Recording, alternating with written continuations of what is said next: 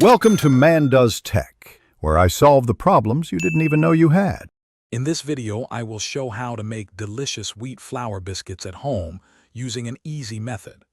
First, combine 2 cups of whole wheat flour with 1 tablespoon of baking powder, 1/2 teaspoon of salt, and 1 teaspoon of sugar in a large bowl. Whisk these together thoroughly to ensure even distribution. This step is crucial for light and fluffy biscuits. Now let's add the fat. Cut 6 tablespoons of very cold, unsalted butter into small pieces and add them to your dry ingredients. Use a pastry blender or your fingertips to work the butter into the flour until the mixture resembles coarse crumbs. Then, slowly pour in 3/4 of a cup of cold milk, mixing just until a shaggy dough forms. Avoid overmixing for tender biscuits.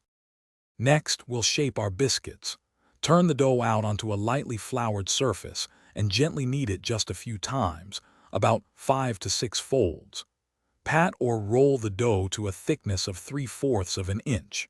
Use a 2-inch biscuit cutter to cut out your rounds.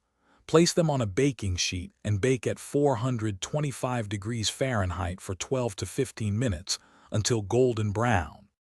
Your homemade wheat flour biscuits are now ready to enjoy.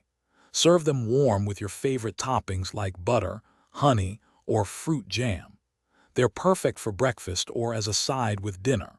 If you have any leftovers, store them in an airtight container at room temperature for up to 2 days to maintain freshness.